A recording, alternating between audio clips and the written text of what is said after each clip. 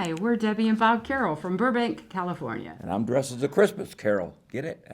All right, here's a deck of cards. I'm going to show you a trick. Great. All right. Now, I've never done this trick before, so I hope it works. I'm going to mix these cards up just like this. Okay. And then I'm going to have you pick a card. All right?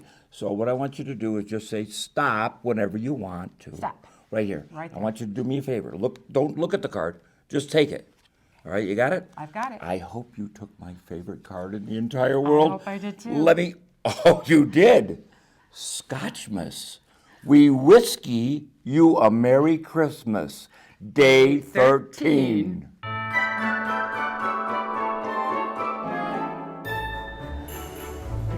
Well, thank you so much, Bob and Debbie. They were here in town recently, and I went over to their hotel room to film that intro. We so appreciate it. You're going to be hearing a lot more about Bob and Debbie in a couple minutes. Yeah, Bob was a performer here in Las Vegas when I was here, but our paths never crossed, but we finally did later on in life, and we're going to tell you the whole story about that. But right now, let's get down to business. It is day 13 of Scotchmas. Let me just grab our handy dandy calendar, and Mr. Dale is going to do the honors today. What's behind lucky door number 13? We got to get it up here so the people can see it. It's right here. You ready? Yeah. Can you see it? Yeah. All right. No rips today. No rips today. Oh, Dale, you're good. You're the best. I am good. By the time we hit day 24, we'll be experts. Well, you will. I'll still be struggling. Oh, what is this? I don't know. What do we Another got? single malt scotch. Well, most of them are single malts. We've only had, I think, one blend, the GlenDronach. I'll look this up. It's from the Highlands. It's a single malt, 12-year-old. I'll show it to the folks. It's 43% volume, so 86 proof. From the Highlands. Okay, at least we're getting away from Speyside. Let's see what that Highlands Dram has to offer. All right, while Paula's investigating that, we pre-recorded a little bit of a back and forth between Bob and ourselves, and we want to show that to you right now. Come with us, folks. We're going to do a little bit of old-time showbiz nostalgia, and we're going to talk about paths crossing without even knowing it, and we're going to take a look at a very young and skinny Dale and Paula, all in the next segment. But before we do that, our good friends Bob and his wife came to Las Vegas, and they gave us these Christmas presents. This book, to me, is priceless. It's called Fabulous Las Vegas in the 50s. This takes you back to an era that I wish I was in. I know you wish it, and the photos are priceless in this book. Yes, it's just a fabulous book. Plus, Debbie is very talented as well. Debbie is an artist in many different kinds of media. I'll put a close-up of these, but she made these earrings, Santa Claus, and she also made me Gingerbread Man, which of course is perfect for Paula's kitchen. As well as she does incredibly beautiful crochet. She made gifts for our baby granddaughter that are just exquisite. So, such a talented family, the Carrolls. Right. So, what are we doing today? We're going to talk a little bit about Bob and Showbiz. And in fact, Bob and Debbie lived here in Las Vegas for a period of time. We're going to let Bob tell you about that in his own words. Yes, we moved here for 79, 80, and 81, and 82 around that area. And I wound up working up in Henderson at an amusement park called Old Vegas. Originally, it was used for the movie Westworld, owned by Burt Sugarman, who married to Mary Hart. And they had this amusement park up there. And I was a gunfighter. I got shot and killed 3 times a day. And I was also the deputy. I also ran a magic shop there, and I did a medicine show where I sold old bottles of sarsaparilla, and I did magic and ventriloquism at the same time. Plus, we worked the lounges at that time, when they had lounges, and then they stopped that. So lounges were great, because all the performers could go there and work 24/7. But when the big bosses said that's the end of that, we just couldn't work anymore there. So we eventually wound up moving back to Lake George, where I worked at Gaslight Village and Storytown. Great amusement parks in those days. Old Vegas. All right. Well, Bob and Deb were down there working at, because she worked there too, right? She did. Debbie Yeah. told me that I think she said she worked in the arcade, so both of them worked there simultaneously at Old Vegas. While they were working, I went and found her over in Ohio, and I brought her back, and I took her to this place, and I think our paths crossed, because they never crossed. I was working at the same time he was in town, but our paths never crossed professionally. But I think they did in this couple little pictures you might see here. It was an amazing place. I wanted to show it to Paula. They had this coffin. You could lay down in the coffin. I think there's a picture of me doing that. But there is a picture of a gunfight. Now, let's do a little science or detective work here. Is that fella in the picture, Bob, you're looking at it right now, is that you? Or is it someone you know? Or is it one of the someone guys you you know? worked with? Yeah. Because we were there. It was 1981, and I think you guys were there as well. So I'm sure we went like that. paths crossed. Thank you very much. Well done, you. Thank you. I appreciate that. Anyway, we just love, that was just kind of a little bit of whimsical kismet, and I loved that. So as great as Bob was at, dying on cue, his actual true love is in fact magic and ventriloquism. And he wrote this little autobiographical story about his history. He had just an amazing career, not a lot of it in Las Vegas, but most of it actually over on the East Coast. Right. And we asked Bob where his love of magic came from, so we're going to let him tell you. It came from the Ed Sullivan Show, because Ed Sullivan every week had different magicians on. He had Mark Wilson, he had Marvin Roy, Mr. Electric, Paul Fiddler. They had all the great magicians, and I got interested in magic when I was 8 years old. And I started doing it at 8, and I started performing private parties and became a professional at 18 years old. That's what I loved doing about magic, and then learning ventriloquism from Paul Winchell and seeing Jerry Mahoney and Danny O'Day and Farfel and puppets and magic made a career for me for my entire life.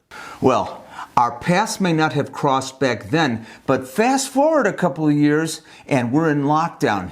And Bob's living in California, I'm living here. He's doing a live trivia show, and I just happened to catch it one day, and I got hooked. It was great. So he's talking and talking and talking. I'm going, wait a minute now. I think that we may have, our paths may have crossed at some time. So we contacted each other, and by golly, it did. And that's how we got this friendship going. Yes, absolutely. And it started as kind of a pen pally thing on Facebook, and now it's actually a real in person, and we're delighted. And the trivia show is fantastic. It's, of course, it's for all ages. He does it like an old 50s, 60s radio show. If you're from that area, you know what I'm talking about. A lot of noises and stuff, and it's a fun show. Some slapstick comedy and some trivia and some magic. But Bob sent us a magic trick, and we're going to close it out with that. So, Bob, take it away.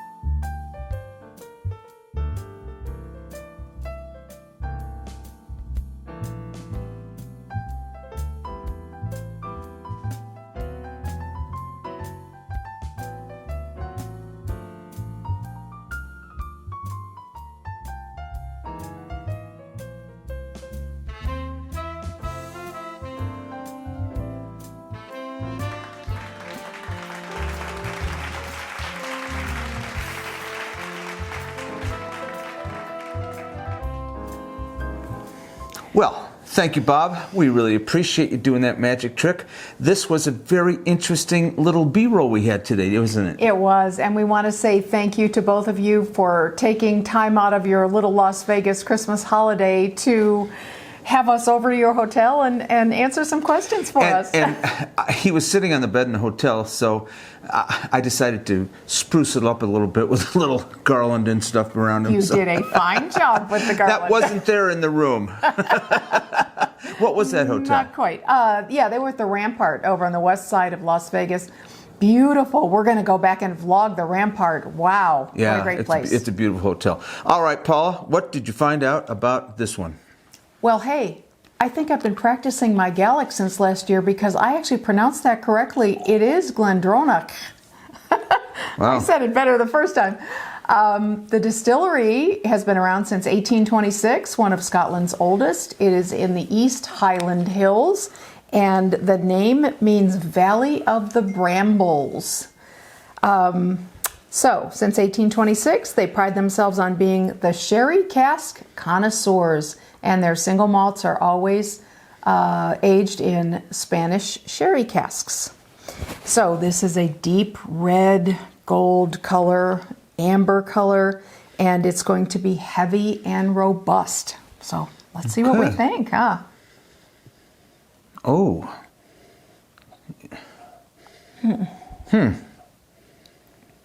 That's interesting. It's different, It's yeah. an interesting aroma, isn't it? Mulled wine is what they said. Actually. Is that what it is? It's like a That's mulled what it- wine, yeah. sweet, creamy, a little It does bit of have. ginger. It's spicy. Yeah. Yeah.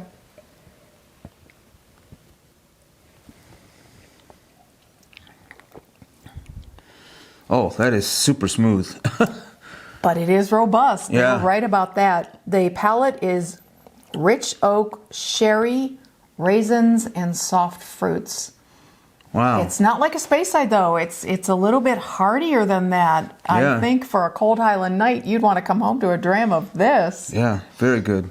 I have to say, we always try to learn things from not only looking up the whiskey distillers and so on, but also from you. We got a comment the other day, I don't even know if you saw it. Somebody suggested, and we already knew this, that if you hold it in your mouth the number of years that it's been aged, it kind of brings out the flavor. I've been holding them in my mouth. You have Yeah, been, yeah. yeah. I don't know if you hold it 12 seconds. No, I didn't but- know about that.